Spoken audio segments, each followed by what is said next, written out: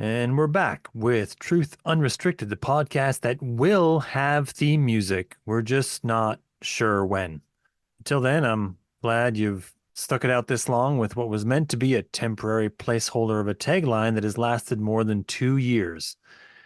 Yeah. As with every episode, if anyone has any comments, complaints, concerns, or criticisms, please send those to truthunrestricted@gmail.com. I definitely want to hear all of those. I'm Spencer, your host, and it's just me today, hoping that the strange idea in my head makes sense. Crowdsourcing is the process of using a lot of different people, all adding a little bit of effort to accomplish a large task. All manner of thing has been crowdsourced since the internet has come about. Inventions, apps. Anheuser-Busch crowdsourced the creation of a craft beer tailored to the taste of its customers. Today's topic is crowdsourced storytelling. Imagine a large group of people all attempting to create a story using crowdsourcing. It's free form, so they aren't required to take turns or anything. Some of them add more to the story and some add less. Some don't add any words at all, but simply judge the pieces of the stories added by others. As this process continues, a pattern begins to emerge. Some things that are added to the story are appreciated more than other things that are added. This is inevitable, of course, but exactly which things get appreciated says a lot about both the storytellers and the audience. This is why we have stories of distinct types. Ghost stories told around a campfire, thrillers, true crime, romance, fantasy. In every case, the type of story needs an appreciative audience, and feedback from that audience can affect how the subsequent or future stories are told. No one appreciates a story they can't understand, and they greatly appreciate a story they both understand and can deeply relate to. The audience listening to a ghost story at a campfire wants to be frightened. They want that edge of fear while they speculate about the world they can no longer see just outside the lighted area of the fire. Each type of story has its own audience, and that audience helps to shape the subsequent stories by showing their appreciation for the current stories. When storytellers take a chance on a new kind of twist or a variation on a theme, they run the risk of not having their story liked as much as the tried and tested twists and variations. This is why we get pulp fiction that churns out words on a well-known formula, and why we celebrate the authors who took a chance with a new variation that eventually others copy. This is the shape of fiction, forever entwined in a dance between storytellers and audiences. Circling back to the internet and our crowdsourced story, the primary currency online isn't book sales or dollars earned. It's actually attention and engagement. A great deal of effort has been put into measuring down to the tenth of a second how long each person spends looking at each thing and how often they return to look again. The social media companies have, of course, attempted to commodify our attention, so much so that some of these social media companies have been sharing their revenues with content creators based on the engagement numbers. The social media companies need to encourage the popular content creators to keep drawing eyes to the screen over and over again. So we have crowdsourced stories, tales that people tell to entertain audiences. Fiction is all well and fine, but it's actually fairly difficult to write engaging fiction that holds audience attention. Also, online content creators that would attempt to create known fiction or fiction that everyone knows is fiction that's good enough to draw a returning audience would be in direct competition with television and movie creators who have much higher budgets and can afford to hire professional writers and actors to accomplish the task. Also, reality always has an advantage over fiction in that it's potentially consequential.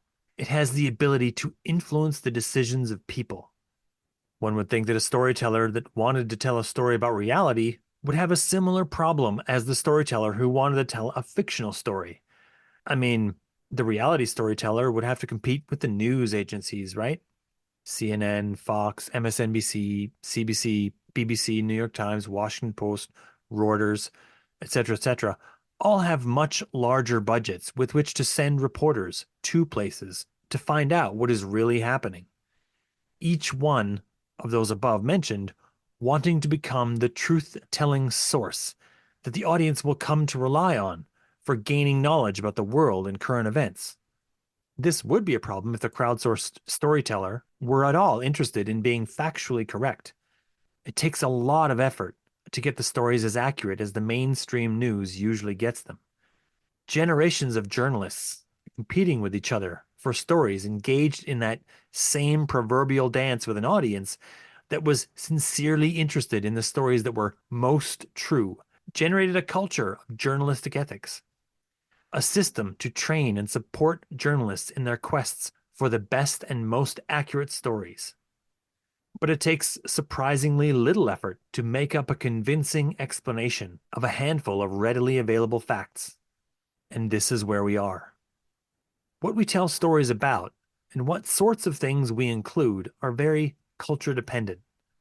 To have a storyteller relate a tale of a Zubelgork that grundles under the harmy bee would do no good to anyone, because those are nonsense words that I just made up.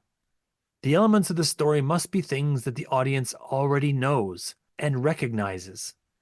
It's in this way that stories are built on the shoulders of previous stories that themselves worked to develop and communicate concepts and ideas. Familiarity is wrapped into an imaginary space in the mind of a storyteller who repackages it into a new plotline. If that plotline takes hold in the minds of the audience, that is, if the storyteller has properly threaded the needle between the familiar and the newly original, it might become a new idea that itself eventually becomes familiar to the audience. After that, a new storyteller can take that newly familiar idea and try new variations with it that the audience can duly judge. The easiest stories to tell are those which have the most easily recognizable elements. We can all tell stories about tables and chairs and the ordinary mundane happenings of a lazy Saturday afternoon, but we all also know that no one else would listen. So if we're telling a story that's going to hold someone's interest, we need to make it exciting. Crowdsourced storytelling is unique among storytelling traditions in that everyone's version is necessarily very similar to everyone else's. They're all telling slight variations of the same story. Often they aren't even telling an entire story, but merely adding one new component and assuming that the audience has kept up with all the preceding parts of the story so far. In such a space, it can be difficult for a prospective storyteller to distinguish themselves. Let's keep in mind that the primary objective of each storyteller is to become noticed. To become a storyteller, slowly adding bits to a crowdsourced story puts you in direct competition with thousands of would-be storytellers, all clamoring to add their own little bit, their own unique plot twist, for which they hope to be rewarded with some of that sweet, sweet attention. So how do you get yourself noticed in that space? How does one stand out? How does one consistently add new pieces to the story and be sure that their pieces are noticed and appreciated? One could become more skillful, but that takes a great deal of effort, so very few go that route. On the other hand, a much easier way to get attention is found by making the story more extreme. Keep in mind that if the plot of the story takes a sharp turn too quickly, then the audience won't follow along. Getting the attention of the audience by going to a new extreme must be done in small steps. Add a new part to the story that is only a little bit more extreme than the story thus far. By paying close attention to the story as it evolves, an audience member can properly keep track of the plotline as it evolves from the mundane to the extreme. When one leaves the story behind for a time and returns to it, one can become very disoriented at how the story has gotten to this new plotline that doesn't seem to relate to anything that was happening previously, but also seems completely implausible to have reached at all. So we have many storytellers all working together to tell a story. We have a tendency for that story to be ostensibly about reality, but actually mostly fiction. We have each storyteller adding their own piece to the existing story. We have the pieces they add needing to be both familiar to the audience and also unique enough to get attention. We have the unique parts that are added to the story tending to be extreme so that each storyteller can stand apart from the other more vanilla storytellers. We have, therefore, the story tending to evolve outward in incrementally small steps that are palatable to the audience that pays close attention toward ever more extreme plot lines.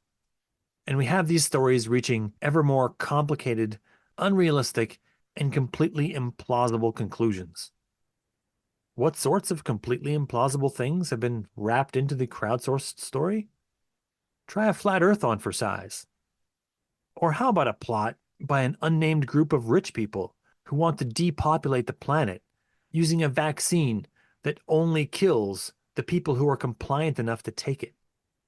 Maybe you could keep up with a plot of a story of a spoiled rich boy who grows up to be a flagrant philanderer and then gets backed by the most staunchly religious people to save the world from the quote unquote deep state.